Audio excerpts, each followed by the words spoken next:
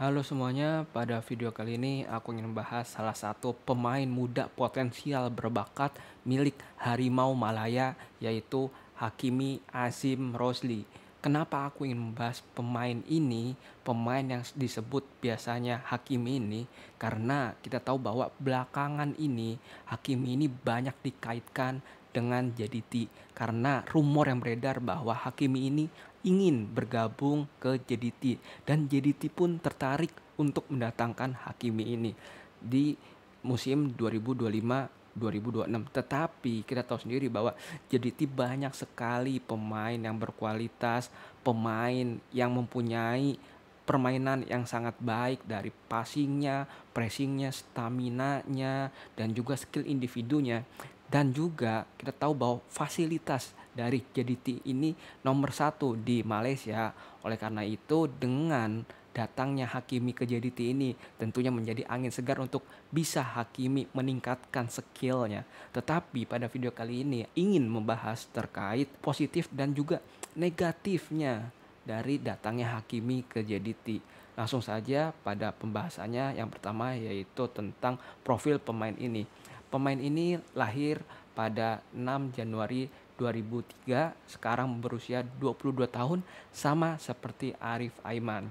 Pemain yang cukup versatile di mana dia bisa bermain di sayap kanan, sayap kiri, dan juga sebagai striker tengah. Dan juga pada musim ini di 2024-2025 dia bermain sebanyak 26 kali dengan gol 6 dan juga 3 assist bersama Kuala Lumpur City FC. Perpindahan ke JDT pun semakin santer dikaitkan karena kita tahu bahwa Suhelmi Zainal Azam, yaitu adalah dari laporan Astro Arena, dia mengungkapkan bahwa perpindahan ini berpindahan yang sangat besar karena kita tahu bahwa dia merupakan pemain potensial terbaik yang dimiliki dari Harimau Malaya. Tentunya dengan perpindahannya ke JDT bisa meningkatkan lebih tinggi lagi potensi dia dari sebelumnya. Kemudian aku ingin membahas tentang apa sih yang bisa dia dapatkan jika dia bergabung JDT. Di sini aku ingin membahas hal positifnya, di mana hal positifnya bisa kita lihat bahwa pemain-pemain yang JDT ada sekarang yaitu pemain yang berkualitas. Tentunya dia bisa belajar banyak dari pemain-pemain yang ada, bagaimana cara passing meningkatkan mental dia, bagaimana cara meningkatkan stamina dia juga, dan melatih juga kebersamaan dengan pemain-pemain luar atau pemain-pemain impor dari segi bahasa dan juga dari segi pemahaman taktik. Kemudian aku ingin membahas juga dari sisi negatifnya, dimana kalau kita lihat sebagai pemain yang hampir sama dengan Arif Aiman yang berada di depan, yaitu dia bisa bermain sebagai sayap kanan. Dan tentunya di sayap kanan ini dimiliki dengan paten oleh Arif Aiman. Jika nantinya dia masuk ke JDT, kita tahu bahwa ketika Arif Aiman mempunyai performa yang sangat bagus, sangat gemilang, tentunya tidak ada yang bisa menggantikan Arif Aiman dari segi manapun. Tetapi yang bisa digantikan Arif Aiman ini yaitu ketika Arif Aiman sedang underperform atau tidak bermain dengan baik, baru Hakimi masuk. Kemudian juga Hakimi ini bermain di sisi striker. Kita tahu kalau striker milik JDT yaitu dipegang dengan Bergson da Silva. Kita tahu Bergson ini sebagai pemuncak klasmen top skor dengan banyaknya gol yang dia ciptakan untuk membantu JDT kemenangan di Asia maupun di Malaysia. Tentunya tidak ada peluang sedikit pun untuk Hakimi mengganti posisi Bergson. Dan pastinya jika diganti pun pasti Bergson sedang mengalami masalah cedera. Tapi kalau kita lihat bahwa di sisi cadangan dari pengganti Bergson ini banyak sekali pengganti seperti Castillejo, kemudian juga ada Jesse Rodriguez, banyak banget pemain yang bisa menggantikan Bergson jika Bergson cedera. Dan sayangnya lagi, ketika nantinya Hakimi datang ke JDT, apa sih yang harus Hakimi harapkan? Kita tahu bahwa pemain muda ini perlu sekali untuk meningkatkan permainannya dia dari pengalaman-pengalaman dia bertanding, menghadapi musuhnya, meningkatkan stamina, kemudian juga meningkatkan mental juga ketika dia bertanding. Tetapi jika dia nantinya datang ke JTT, pastinya pengalaman-pengalaman itu pun berkurang, tetapi dia juga bisa meningkatkan kualitas dia di sesi latihan. Menurutku, di sesi latihan itu tidaklah sama pentingnya dibandingkan dengan bermain di lapangan.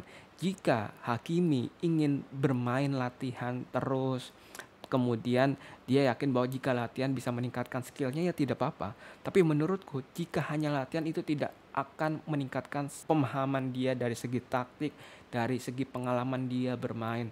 Oleh karena itu aku sangat riskan jika dia pindah ke JDT dan tidak main. Tentunya jika dia pindah ke JDT dan juga dipinjamkan, pastinya ya ada kerugian juga, di mana kerugiannya yaitu Hakimi perlu juga untuk meningkatkan adaptasi dengan lingkungan baru.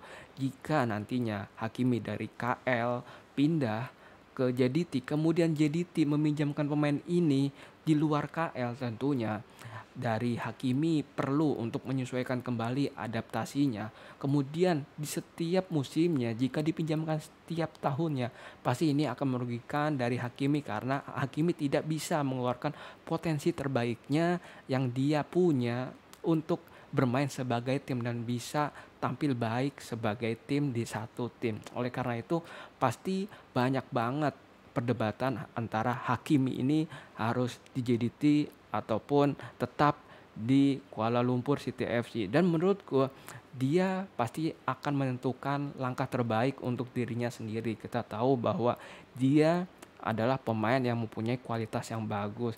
Tentunya keputusan dia pun keputusan yang sudah pastinya bijak buat dia ke depannya. Tetapi yang di sini aku harus jadi poin yaitu kita tahu bahwa di Malaysia Harimau Malaya ini banyak banget striker-striker yang diambil melalui proses naturalisasi seperti Sumare, Paulo Joseu, banyak sekali yang lainnya juga. Tetapi dengan kehadiran Hakimi ini tentunya menjadi angin segar untuk Harimau Malaya. Dan kita tahu bahwa sebelumnya juga ada Fergus Tierney, dan tentunya ini menjadi dua aset yang paling berharga Harimau Malaya di sektor depan. Jika nantinya Hakimi tidak bisa mengeluarkan potensi terbaiknya di JDT, tentunya sangat disayangkan oleh fans dari Harimau Malaya dan juga dari Hakiminya juga. Oleh karena itu Hakimi tentu harus sangat mempertimbangkan akan hal ini tentang masa depannya ini, karena bermain sangatlah penting di umurnya yang sekarang. Kita lihat juga seperti Arif Aiman yang umur 21 tahun dia sudah bermain dengan reguler di JDT, dan tidak ada kemungkinan juga untuk Hakimi bisa seperti Arif Aiman di JDT. Oleh karena itu aku harap sih Hakimi bisa pindah ke JDT dan menampilkan permainan yang baik di klub barunya nanti, dan ketika dibalikin ke JDT lagi dia bisa menunjukkan performa yang gemilang untuk JDT. Jika kalian ada masukan, saran atau opini lainnya tentang perpindahan Hakimi ke JDT ini, kalian bisa komen di kolom komentar. Jika kalian ada masukan, saran atau kritik terkait videoku ini, kalian juga bisa komen di kolom komentar. Sekian pada pembahasan video kali ini. I love you all, thank you and bye bye.